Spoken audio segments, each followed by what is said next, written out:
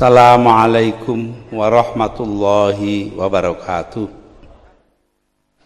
Bismillah walhamdulillah wassalatu wassalamu ala rasulillah Sayyidina Muhammad bin Abdullah sallallahu alaihi wasallam wa ala alihi wa sahbihi wa man tabi'ahu wa nasarahu wa wala wala hawla wala quwata illa billah.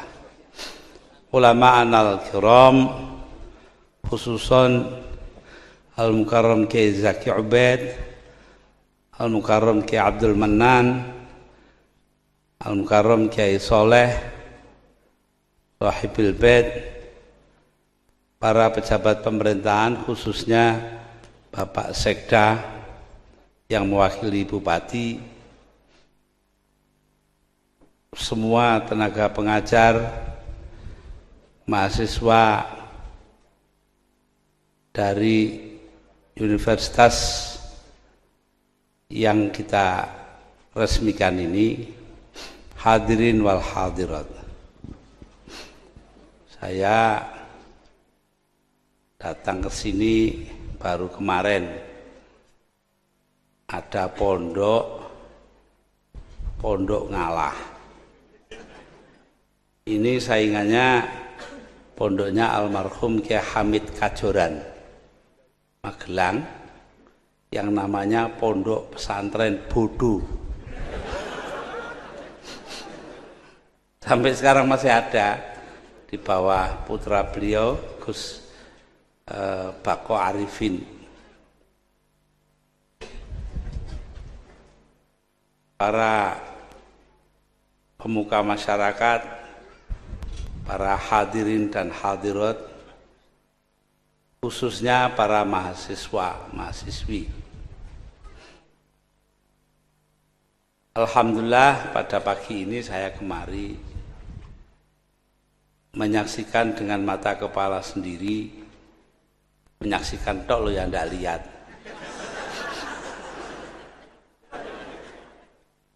Itu dulu pondok yang kelihatannya kecil di bawah pimpinan Kiai Soleh, lambat laun berkembang dan sekarang menjadi sebuah universitas. Saya kebagian dulu ke sini, nah sekarang ke sini lagi menyaksikan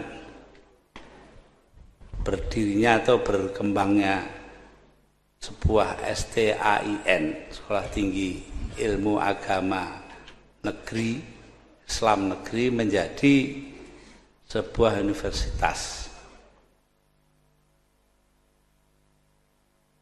Ini sangat menggembirakan. Lebih-lebih menggembirakan lagi kalau diingat bahwa lembaga pendidikan yang berbentuk universitas ini tempatnya di desa, jauh dari mana-mana. Ini juga sesuatu yang harus diperhitungkan sebagai kelebihan. Lebih-lebih lagi bahwa ini adalah multi agama, sesuatu yang saya perjuangkan seumur hidup.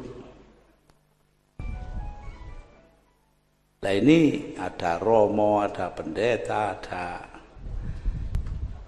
yang lain-lain, Hindu segala macam itu. Insya Allah semuanya akan berkembang menjadi sesuatu yang memenuhi kriteria paling utama dalam Islam. Anfa'un nas, khairun nas anfa'uhum linnas. Sebaik-baik manusia itu yang bermanfaat untuk orang lain. Nah, mudah-mudahan di sini ketemu manfaat itu. Tidak peduli siapa yang mau, dikatakan nas kok. Semua manusia loh kan. Jadi tidak peduli agamanya apa, asal-usulnya bagaimana. Ini artinya disinilah demokratisasi itu dijalankan. Mengapa? Karena demokrasi itu pada dasarnya cuma mengenal dua macam sifat. Sifat pertama kedaulatan hukum. Jadi kalau hukum berjalan dengan baik, itu berarti sudah demokratis. Nah, kiainya ya tentu ikut hukum fikih, nah, itu kan ya hukum juga. Yang kedua, perlakuan yang sama kepada sesama semua warga negara di hadapan undang-undang walaupun asal-usulnya saling berbeda. Beda keyakinan, beda agama, beda ras, beda bahasa ibu, beda tingkatan ekonomi, ya beda apa sajalah. Jadi karena itu ya kita berharap mudah-mudahan lembaga pendidikan ini akan berkembang. Tadi kita dengarkan ayat Al-Quran, wa ma arsalnaka illa rahmatan lil alamin. Di beberapa buah tafsir, rahmatan itu bukan karunia, tapi dibaca silaturrahimi, persaudaraan. Nah, mudah-mudahan di tempat inilah terjadi persaudaraan di antara sesama umat manusia. Alamin di sini ail bashar, manusia, bukannya kok isinya alam semua, bukan. Tetapi manusia, persaudaraan di antara sesama manusia. Ini wa ma arsalnaka illa rahmatan lil alamin. Disinilah terletak arti daripada lakum dinukum waliyadin. Bagi kalian agama kalian, bagiku agamaku. Tiap orang berhak mengikuti cara masing-masing.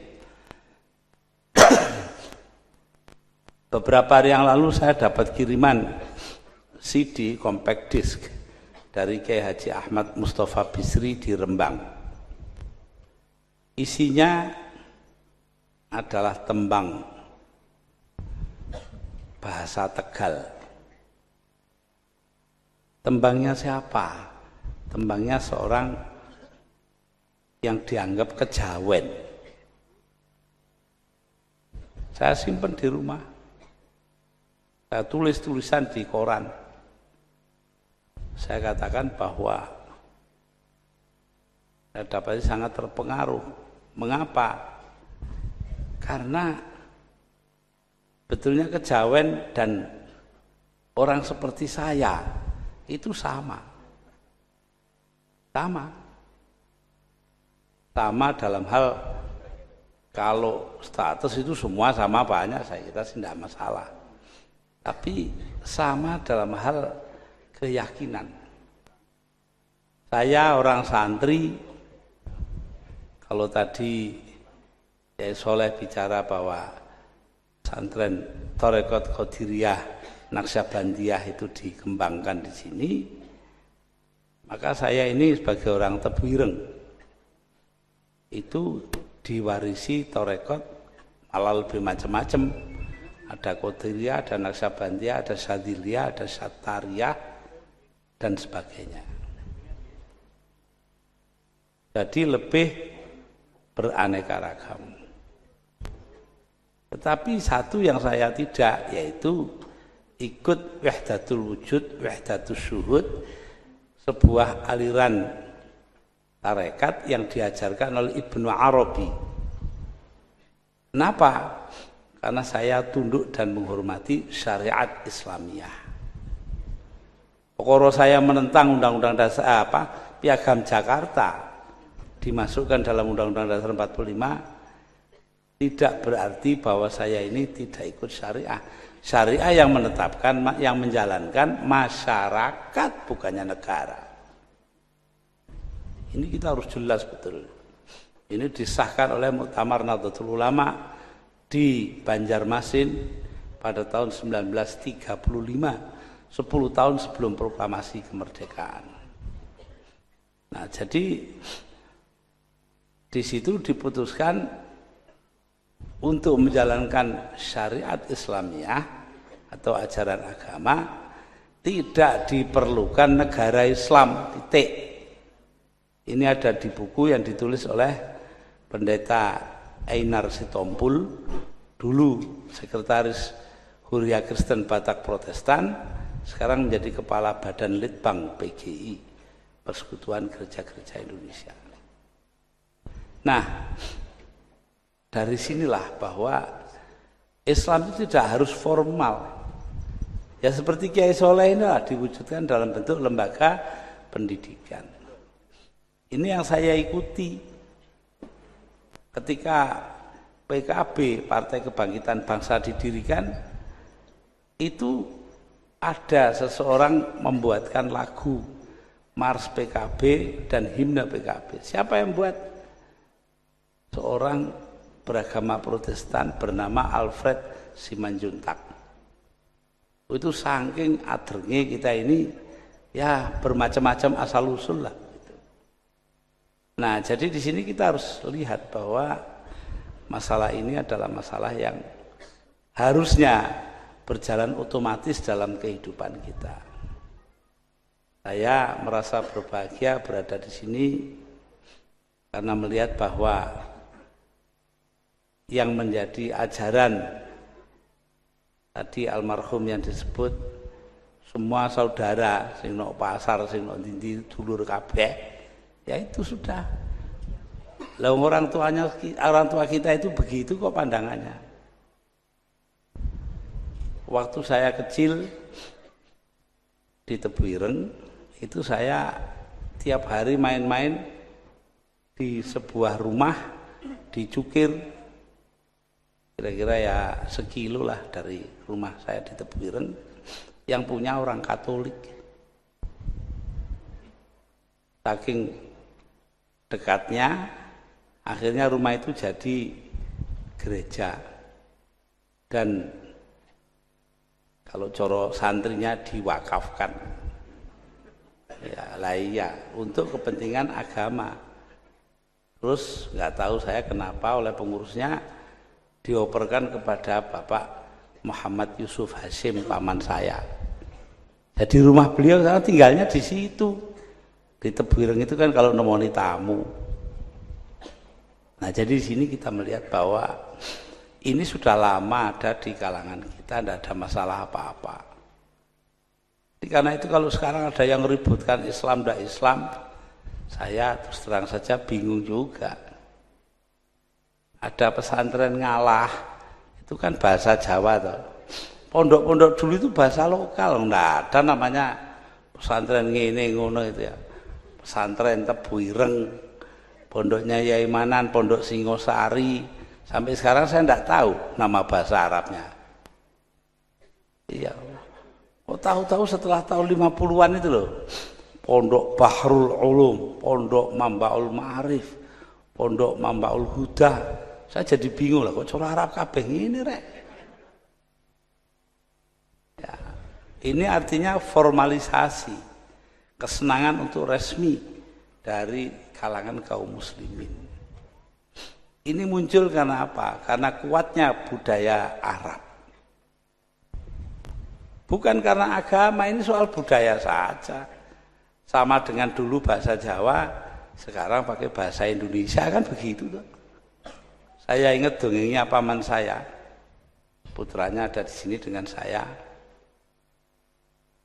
Pak Abdul Karim Hashim, adiknya ya saya, numpak oplet, di depannya ada orang bawa kurungan burung, tahun 30-an lah itu. Lalu beliau pikir mau nanya, ini burung apa ini? Ini opo apa? Ini apa ketemu, tapi burung itu loh apa bahasa Indonesia. Akhirnya kalah karo wong Cina sandinge muni, ini peksi apa? Nah itu. Jadi karena itu kita melihat bahwa soal begini-begini kan soal anu saja, soal apa? Budaya saja. Beda memang budayanya. Ayah saya senangannya teori-teori kemasyarakatan dan kenegaraan Islam.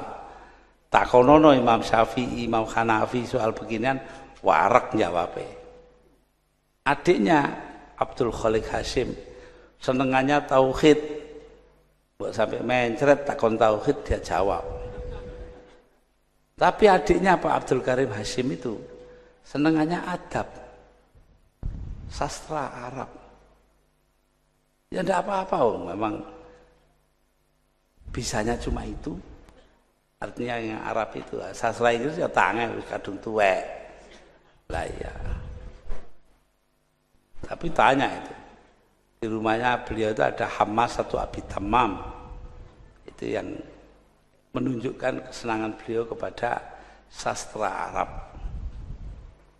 Sastra itu sangat kaya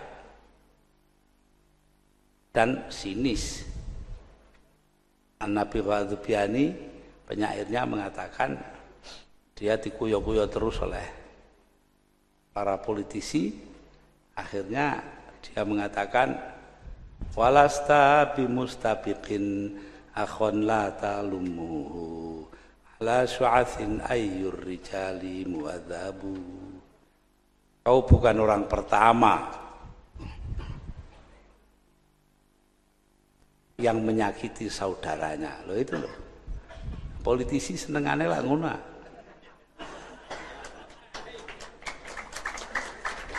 Mesti nyakiti saudaranya itu. Ala syu'athin ayyur rijali muadzabu. Kalau dipikir secara mendalam, memang adakah orang yang sopan? Nah itu, saking sinisnya itu. Tapi saya lebih senang kepada sajaknya Qurafa ibn Abad, syairnya itu. Dia mengatakan, walastu bihallalitila'i makhofatan, walakin mata yastarfidil qawmu arfidi. Aku bukan orang yang sembunyi di balik gentong karena ketakutan. Gentong itu tempatnya di depan rumah apa di belakang ya? Belakang, biasanya di dapur. Lah orang yang sembunyi di balik gentong di dapur entek-entekan oleh weden. Nah, ini katanya Torofa loh. Walakin mata yastarfidi arfidil qawmu arfidi. Tetapi kalau kaumku minta pertolongan, akan kutolong. Loh ini, karena saya tidak berada di gentong, di balik gentong ya saya, kalau kaum saya minta tolong, saya tolong. Kalau perlu toh mati, nyawa. Loh. Ini Torofa ibn Abid sudah begitu. Nah itu ya itu pegangan saya dari dulu sampai sekarang. Tidak yang seperti Nabi Ghadzubiani yang sinis tadi itu. Nah, dasar daripada sikap terbuka yang tidak mencurigai orang lain, tidak penuh kebencian kepada orang lain, itu adalah keterbukaan. Karena itulah saya kepada teman-teman agama lain itu ya terbuka saja. Alhamdulillah hari ini kita lihat keterbukaan itu punya punya dayanya sendiri. Orang lain yang beragama Hindu dan sebagainya mengajar ke sini ini kan jauh. Saya kan tadi sudah bilang tempatnya desa ini loh. Itu mau naik kendaraan datang kemari. Ini apa yang mendorongnya? Karena ada rasa kecintaan di antara sesama umat manusia. Itu yang penting. Lah dari mana ini? Timbulnya dari sifat kebangsaan kita. Kita ini bangsa yang ditakdirkan Allah hidup bersama-sama walaupun berbeda-beda. Istilahnya pluralitas budaya. Banyak sekali majmu'atus tsaqafat, majmu'iyatus tsaqafat, berbilang budaya. Inilah yang membuat bangsa kita bangsa besar. Katanya Bung Karno meminjam Ernst Renan, seorang filosof Prancis. Perbedaan itu, la différence et raison d'être d'une nation. Perbedaan itu adalah alasan berdirinya sebuah bangsa. Loh, alasan kita jadi bangsa yang satu, bangsa Indonesia itu kan karena perbedaan yang situ. Bukan karena apa-apa. Maknani bahasa saja beda-beda kok. Ada orang naik sepur kayak baru zaman dulu dari Gubeng Surabaya, kamar mandinya penuh orang, jadi dia tidak bisa buang air kecil. Di Kertosono takut dia kalau ditinggal kereta, tapi sudah sampai di Madiun tidak kuat, dia turun. Begitu kereta berhenti dia turun, lari ke belakang, belakangnya kereta api, dia jongkok kencing di antara dua rel itu. Ada pegawai stasiun datang, Pak, ambil nunjuk WC jauh gitu. Kalau kencing yang jauh sana, kita kan paham itu ya di WC gitu kan. Tapi orang itu lain pahamnya, masa dari Surabaya ke Madiun kurang jauh. Loh, kok kadar jauh aja loh, kok bisa berbeda penafsirannya itu. Padahal barangnya sama atau yang diomongkan, tapi lain beda. Berbeda-beda penafsiran. Inilah yang terjadi. Saya tidak masuk politik lah, soal PKB itu kan juga beda pengertian saja. Walaupun beda pengertian ya harus ada persamaan pemahaman. Jadi karena itu kalau kita melihat kepada agama kita itu isinya perbedaan tok. Inna khalaqnakum min dzakari wa untha wa ja'alnakum syu'uban wa qabaila lita'arafu. Inna akramakum 'indallahi atqakum. Sesungguhnya telah kuciptakan kalian menjadi perempuan, lelaki dan perempuan. Waja'alnakum, dan kujadikan kalian berbangsa-bangsa dan suku bangsa agar saling mengenal. Loh itu loh. Usulannya disuruhnya itu saling mengenal kok. Artinya buka universitas seperti ini kan. Inna akramakum indallahi atqakum. Urusan kamu di surga nanti itu atau di akhirat itu urusannya ketakwaan kamu kepada Allah, tidak ada urusannya dengan soal-soal lain. Nah, jadi di sini kita kalau pondok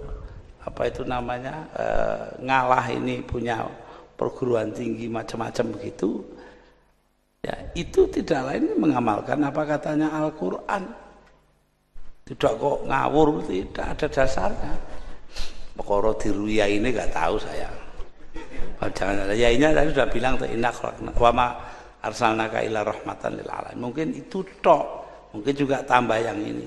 Ya saya tidak tahu. Itu urusan dialah. Nanti itu sama dengan soal keuangan tuh.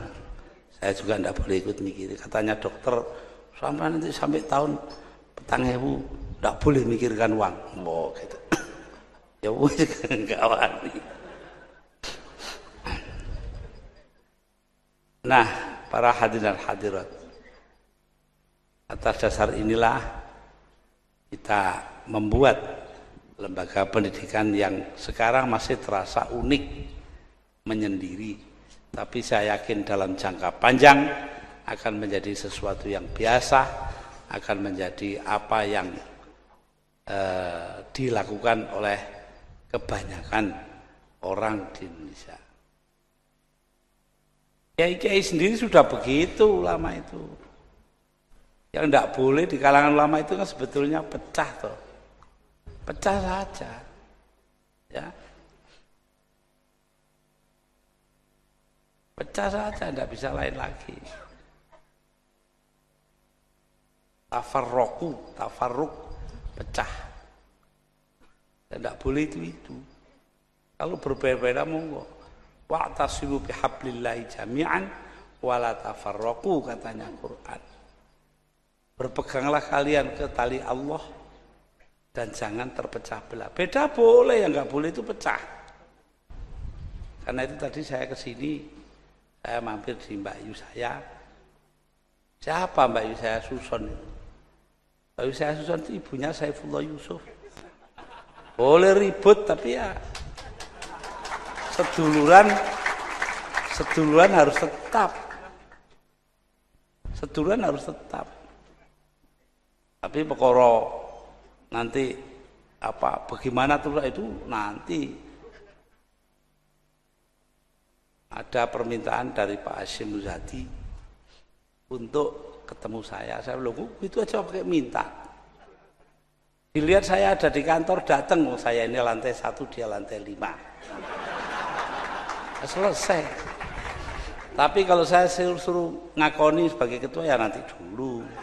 Loh. Jadi belum tentu hubungan baik itu harus merubah pendirian kita. Nah, bagi saya NU ini haruslah jujur, itu aja yang paling pokok. Ya, itu.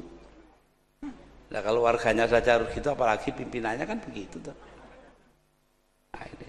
Ya, karena itulah saya terus terang saja kita harus memelihara persaudaraan dan menjaga pluralitas. Dan di sini perguruan tinggi dan saya yakin juga Pondok Ngalah itu sudah melakukan sesuatu yang benar. Bahwa ini dibuat tanpa bantuan siapa-siapa, itu harus kita hargai sekali. Saya ini di mana-mana ketemu selalu mengeluhnya orang itu, pemerintah tidak bantu. Nah, padahal mestinya tidak dibantu pemerintah kok jadi, itu kan harus bangga. Tidak kuali. Tanya Kiai Zaki Ubed itu. Jadi lo pondoknya di tengah kota. Enggak, pondok tengah kota itu paling susah di dunia itu. Saya rasakan sendiri. Nah, jadi karena itu ya kita melihat bahwa apa yang dirintis di sini adalah sesuatu yang sangat berharga. Nah, tugas kita ini kalau dipikir betul ya adalah tugas untuk menjadikan manusia ini hidup pertama demokratis, yaitu berdasarkan kedaulatan hukum dan mempunyai perlakuan sama kepada setiap warga negara terlepas dari perbedaan-perbedaan mereka. Yang kedua, menciptakan keadilan dan kemakmuran sekaligus.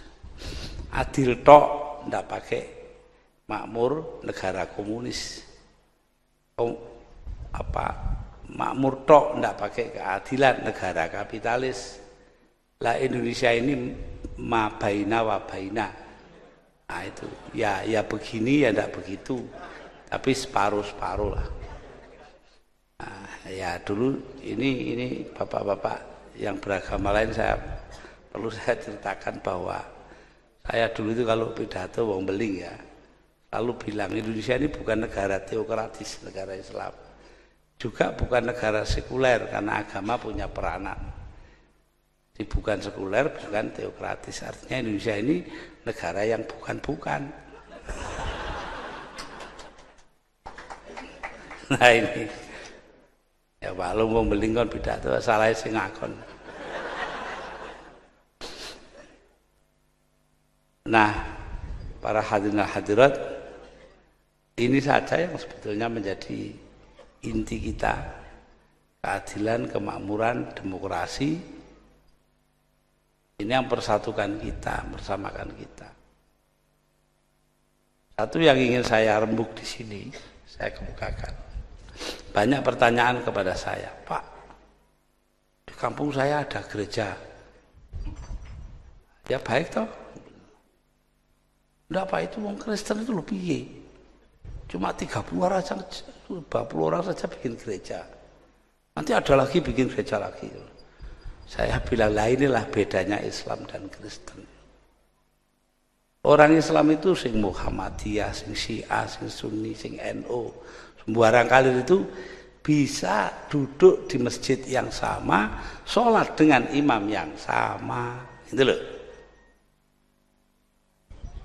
Karena liturginya itu tidak beda satu sama lain. Paling yang beda ya cuma khutbahnya. Gitu. Ada orang sarang di pantai utara Jawa Tengah itu punya anak dipondokkan di Mekah zaman dulu. Dia juragan perahu. Untuk mondokkan anaknya, tiap tahun dia jual perahunya. 5 tahun anaknya pulang karena bapaknya gantian perahu. Lah begitu pulang disuruh khutbah Jumat. Alhamdulillah, biasa ini Muhammadiyah ini. Si tok gitu tuh. Alhamdulillah, NU ini loro. Alhamdulillah, lah kok telu. Alhamdulillah 4, bingung dia orang tuanya. Alhamdulillah 5, bangkit bapaknya bangun. Kurang ajar, perahu 5 kamu tuker. Alhamdulillah 5.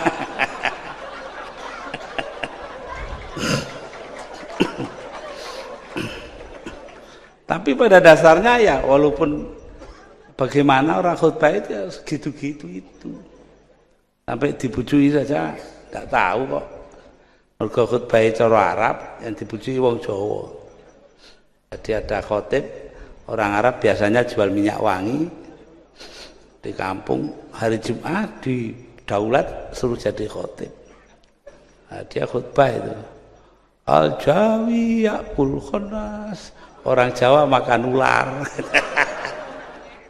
Sing siji ngerti. Wong Jawa ini lungguh depannya khotib itu terus jenggelek gini loh. Lah apa muni ini? Jare si khotib iku khotib palsu ini katanya. Li khamsun. Ana thalathun wa anta isrun. Saya akan dapat 50.000. Saya 30, kamu 20. Terus yang jamaah tadi itu ngerti cara Arab, radhiyallahu anhu.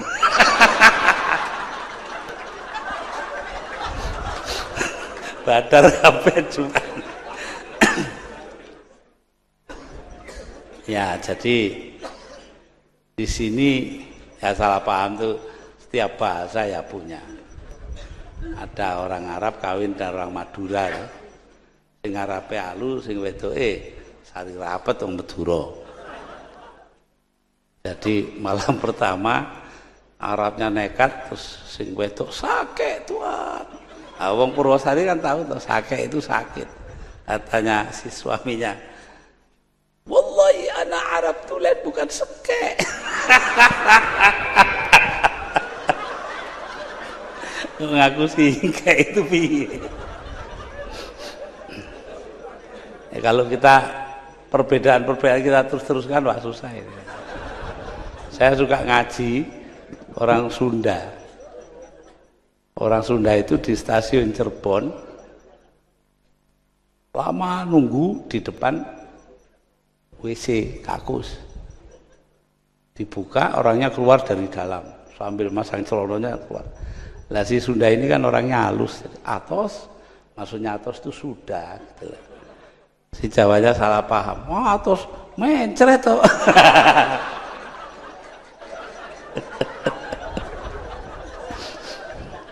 Maaf Romo, saya ini modalnya orang ngaji keliling ya gini. Harus cerita yang lucu-lucu, kalau enggak orang lari. Dan harus begini. Enggak boleh obrak-obrak itu tuh. Itu bukan mubalik, itu mantan dan ramil. Wah, ada yang begitu.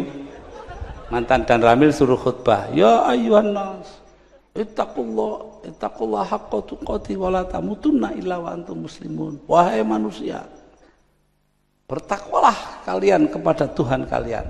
Awas kalau tidak. Pakai awas baru.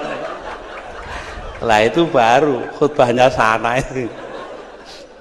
Ya.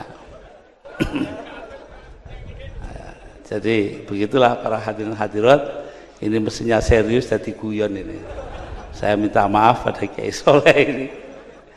Ya saya rasa itulah yang perlu saya kemukakan, bahwa saya sangat bergembira berada di Pondok Ngalah dengan universitasnya yang tumbuh berdasarkan asas kekeluargaan yang tidak beda-bedakan orang. Ya, ini sebetulnya ya pondok itu begitu.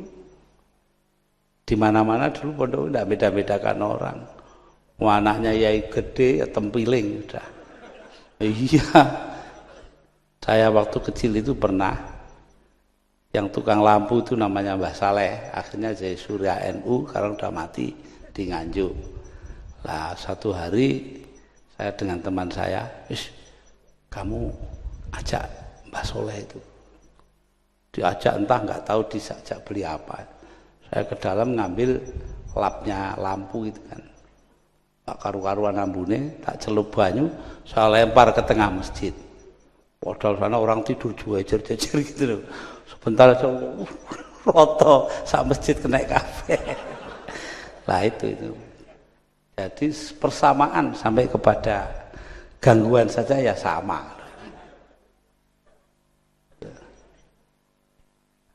Ya memang begitu, itu gunanya supaya orang tidak bosan. Itu pernah ngaji posoan di Masjid Tebuireng. Saya lihat ngantuk semua bulan puasa itu. Saya bilang, konco ini orang Jawa itu, wong Jawa itu senengane dot didadekno lam. Contohnya murtadha dadi murtala. Ramadan dadi ramlan, fardu dadi perlu, sampai wadu itu loh tempatnya air bekas wudu namanya wulu loh. Sopo sing ngeruh asale suru untuk nyendoki bubur itu loh. Semua mikir sudu rudu wah sembarang kali terus. Sudah 5 menit diam saja saya. Piye kata gue suruh asalnya ya godong gedang. Mana ada suruh dari plastik kan tidak ada. Ya inilah wong pondok itu harus gitu ini Rawo. Ya, terpaksa. Nah, dalam kita bergembira seperti ini dan mengingat bahwa tugas kita itu adalah menciptakan persaudaraan, arahnya itu ya kalau dirumuskan dong saya ini wong NU ya, yaitu ilahi kalimatillahillati hiyal ulya, itu saja. Tujuan kita itu meninggikan nama Allah yang sudah agung lah itu. Kalau ada yang punya tujuan lain untuk kemuliaan diri sendiri itu ya tidak begitu tepat lah. Tapi justru kalau kita ini bekerja untuk Allah semata-mata seperti yang dilakukan Kiai Soleh dengan perguruan tinggi dan pondoknya, itu pertama akan diterima dengan baik oleh Allah, kedua membawa kenikmatan bagi warga masyarakat umumnya, dan yang ketiga memajukan Indonesia tanah air kita. Itu aja di situ aja. Lah gedung, lah ini, lah itu semua kan hanya sarana saja. Saya nggak tahu rektornya di sini siapa. Saya bisa ceritakan suatu waktu saya ini diundang orasi ilmiah di sebuah perguruan tinggi di sana loh, daerah Tapal Kuda sana di Keraksan. Lalu ya biasa karena mau ceramah saya duduk di antara hadirin. Tahu-tahu ada di pintu berdiri yang tukang kecerek itu loh, dok gitu itu. Wah itu dia di pintu, dok, semua diam. Hadirin silakan berdiri. Bapak Muhammad Rektor akan memasuki ruangan. Ya ngono iku ngertine cek ngono diapano maneh. Mudah-mudahan di sini jangan dibilang Bapak Muhammad Rektor. Walaupun kadang-kadang ya begitu itu kan. Yang bedakan orang itu tidak banyak. Ada rektor sebuah perguruan tinggi, saya diberitahu orang karena itu saya tidak percaya, tapi akhirnya disuruh berdiri di belakangnya waktu menyanyikan Indonesia Raya ini. Tahu-tahu sang rektor ini apa nyanyinya? Indonesia siapa itu?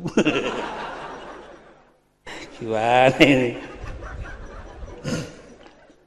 Belum nanti kiai jadi rektor.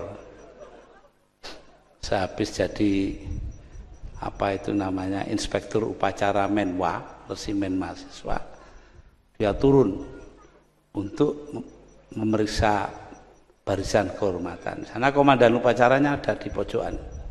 Udah begini, kiainya datang. Baik nak, baik. Ini bingung komandan upacara.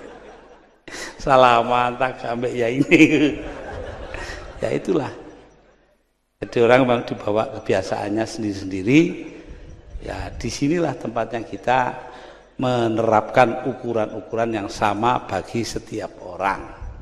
Jadi jangan dilihat bingungnya sang komandan upacara. Lihatlah bahwa dia masih takzim kepada ulama, itu yang penting kan itu. Begitulah para hadirin dan hadirat, saya yang dibilang orasi ilmiah itu sama sekali tidak ilmiah. Ya, kenapa? Karena ya saya tahu bahwa yang ada di sini itu tidak semuanya orang-orang yang pernah di perguruan tinggi. Memang nasib saya Romo, pidato di 5 tempat bahasanya lain-lain lah itu. Bahasa teleseran seperti di sini. Nah, iya toh. Terus nanti bahasa seminar ada sendiri. Kemarin saya di Semarang PGRI seminar. Nanti pidato di PBB pakai bahasa lain, bahasa Inggris umpamanya. Lalu pada kiai-kiai orang Arab ya harus bahasa Arab, kalau tidak dihargai. Ya, walaupun saya pernah bilang kepada Raja Fahad waktu jadi presiden, itu Saudi Arabia, Baginda jangan percaya kepada bahasa Arabnya jamaah haji Indonesia. Loh kenapa? Mereka pakai bahasa Arab kuno yang ada di kitab-kitab lama, sedangkan Anda sudah pakai bahasa Arab modern. Oh ya, contohnya apa? Seorang kiai, ya, syekh dari Indonesia pergi haji, habis taruh barang-barangnya dengan pembantunya dia keluar. Di sampingnya asrama itu jalan satu jurusan. Nah, karena dia dari depan dia baca. Ya, jadi di sana itu no entry, tidak boleh masuk. Bahasa Arabnya ditulis mamnu'ud dukhul, tidak boleh masuk dari depan, boleh dari sana satu jurusan. Kata kiainya ini kepada pembantunya karena dia tidak ngerti bahasa Arab sekarang. Orang sini. Kenapa? Karena dukhul itu kalau di kitab-kitab lama itu hubungan seksual suami dan istri. Nah di situ kok mamnu dukhul dilarang dukhul. Orang sini keterlaluan. Loh, kenapa? Masa begitu kok di jalan?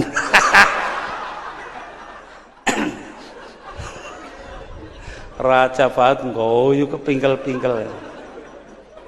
Setelah sampai kembali di Jakarta, seminggu kemudian saya dapat surat dari seorang warga negara Saudi Arabia. Terima kasih Anda telah membuka mulutnya raja kami. Semenjak jadi raja tidak pernah buka mulut itu. Nah ini. Nah itulah rojo ketemu tukang banyol gitu.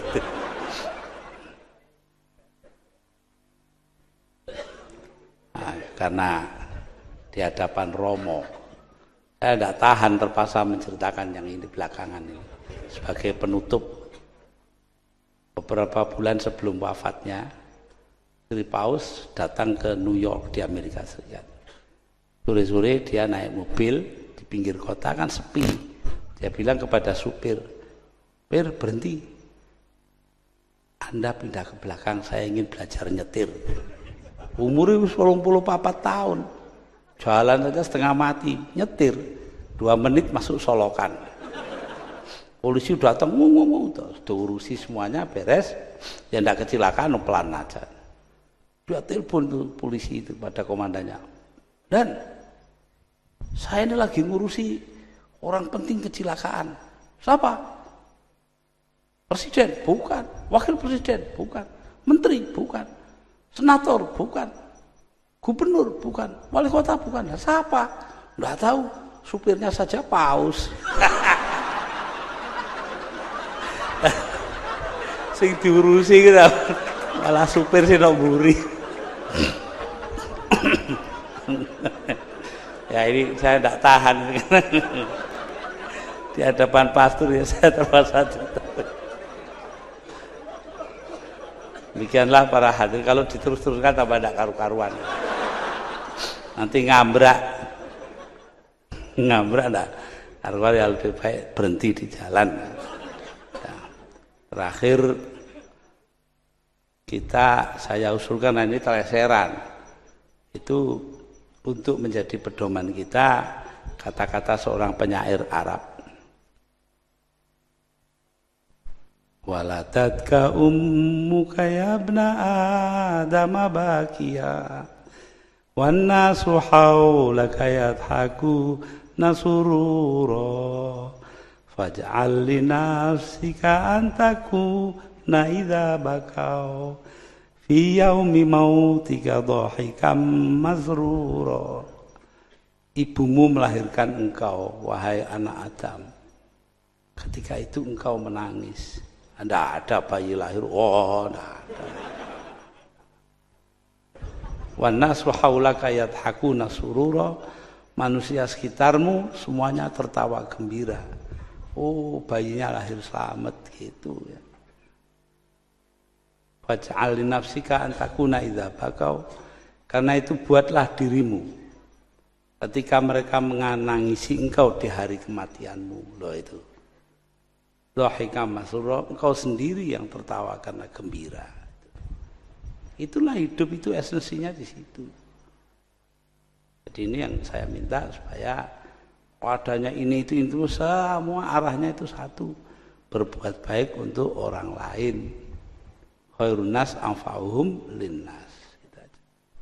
Saya rasa demikianlah yang perlu saya kemukakan, karena memang saya kemari ini untuk ada hal lain yang ingin dilakukan, yaitu untuk ikut di dalam pertemuan silaturahimi antara sesama kiai. Ini kalau disuruh nutup itu bingung ya. Kenapa? Karena NU itu dulu miliknya kan wabillahi taufik wal hidayah. Sekarang dipinjam Golkar. Susah setengah mati saya ini. Ahmad Abdul Hamid almarhum dari Kendal itu mencarikan gantinya, wallahul muwaffiq ila aqwamit thoriq. Sekarang di mana-mana wong NU begitu. Tapi saya ini cengkal, saya tidak mau gitu ya. Tambah ya lah wis. Wabillahi taufik wal hidayah waridho wal inayah. Wassalamualaikum warahmatullahi wabarakatuh.